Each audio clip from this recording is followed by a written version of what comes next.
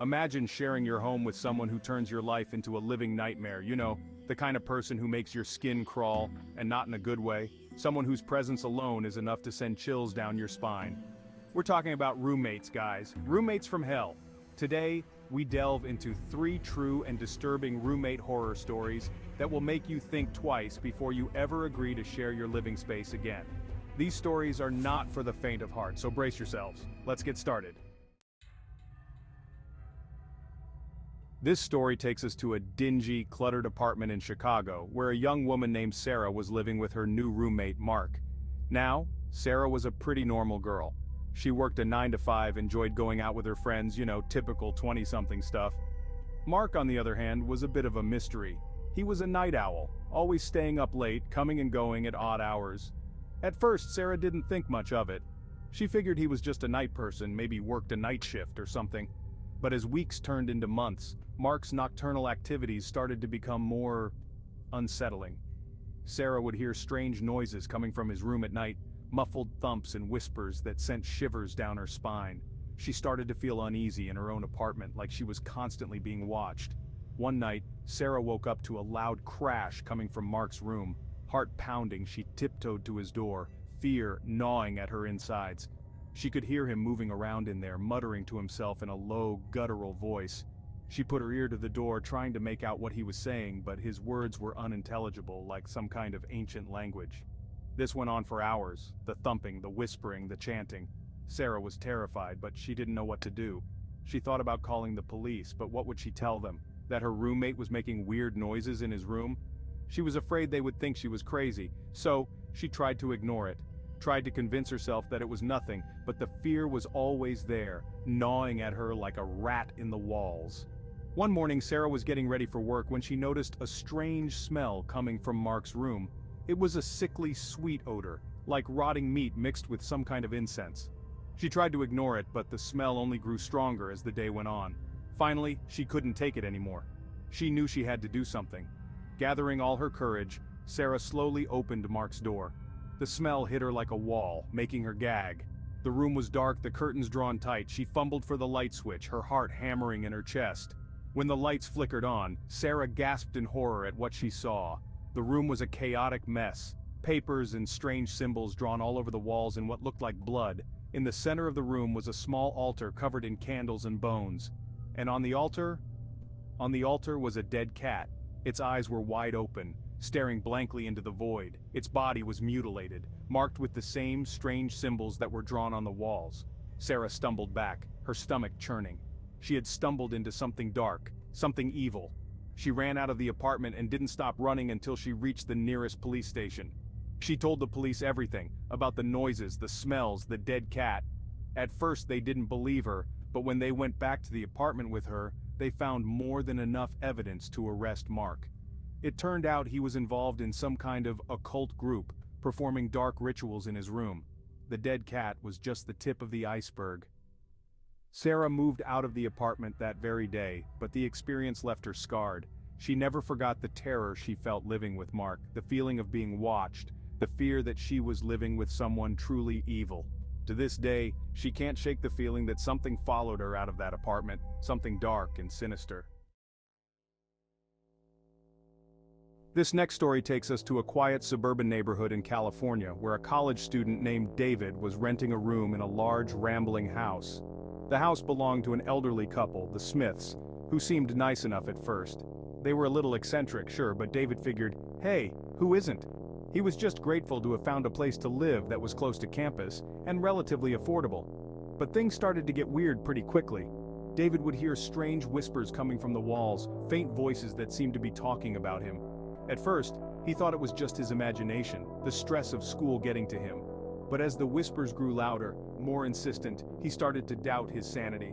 He would be in his room, studying late at night, and he would hear his name being whispered over and over again. It was like the walls themselves were alive, watching him, judging him. He tried to ignore it, but the whispers seemed to follow him everywhere he went in the house.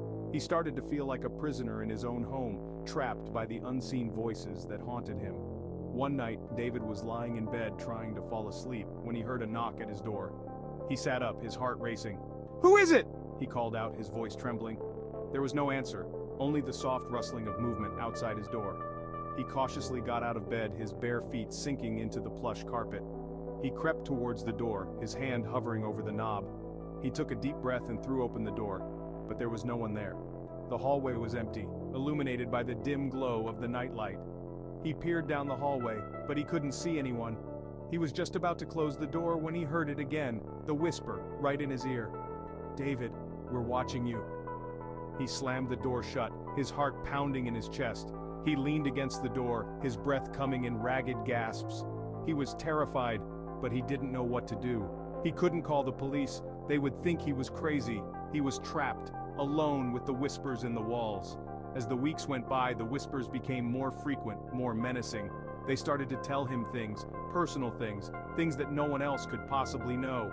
It was like they were inside his head, reading his thoughts. He started to suspect that the Smiths had something to do with it, that they were spying on him, somehow. One day, David decided to confront the Smiths. He marched downstairs, his face pale with anger and fear.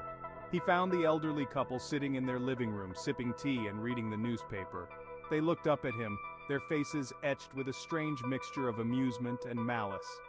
"I know you can hear me," David said, his voice shaking with rage. "I know you're the ones whispering to me." The Smiths looked at each other, a silent communication passing between them. Then, they both started to laugh, a high-pitched, cackling laugh that sent chills down David's spine. "Oh, David," Mrs. Smith said, her voice dripping with honeyed venom. "You're such a silly boy. There's no one whispering to you. It's all in your head." David stared at them, his eyes wide with terror. He knew they were lying, but he had no proof. He was trapped in a nightmare, tormented by the unseen voices that whispered his name. David fled the house that night, leaving all his belongings behind. He never went back. He never found out what the whispers were or who was behind them. But he never forgot the terror he felt living in that house, the feeling of being watched, the fear that he was losing his mind. To this day, he can still hear the whispers in his nightmares, soft, insidious voices whispering his name. This final story takes us to a bustling city, where a young professional named Emily found herself living with a roommate who was slowly unraveling. The roommate, named Jessica, was initially charming and outgoing.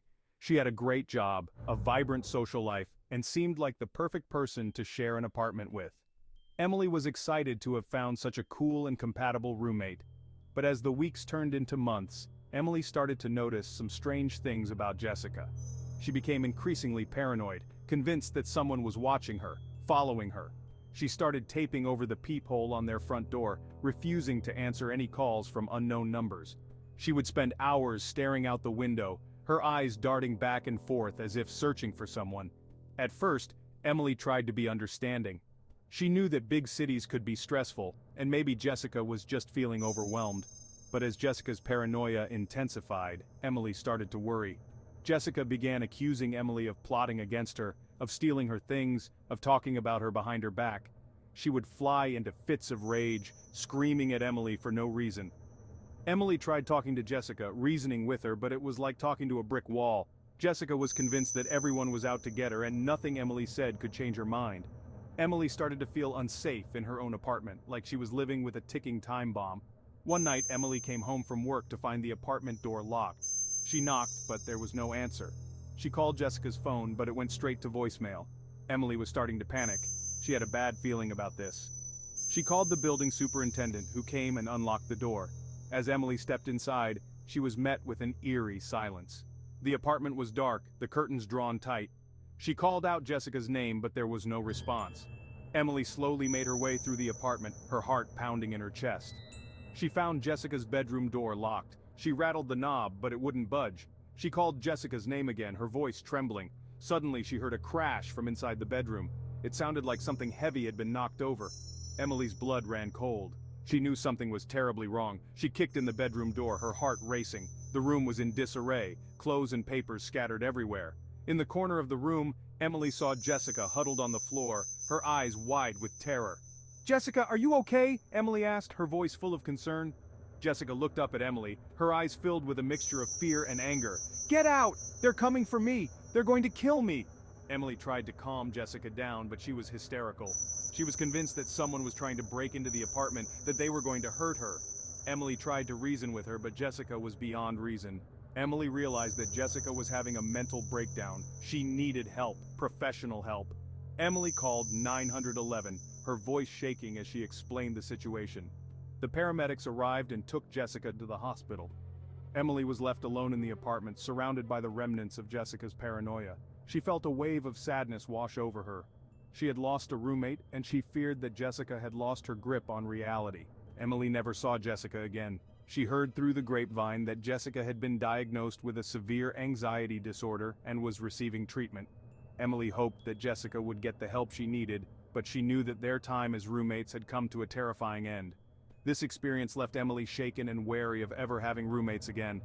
She realized that sometimes the people we think we know can be hiding dark secrets, inner demons that can manifest in terrifying ways. She learned the hard way that choosing a roommate is not just about finding someone who is compatible, but about finding someone who is stable, trustworthy, and sane. These stories remind us that sometimes the real horrors are living right next to us. We share our homes, our lives, our most vulnerable moments with these people, and we never truly know what's going on behind closed doors. These stories serve as chilling reminders that sometimes the person sleeping in the next room can be a stranger, a phantom, a nightmare in disguise. Stay safe, and remember, choose your roommates wisely. You never know what secrets they might be hiding.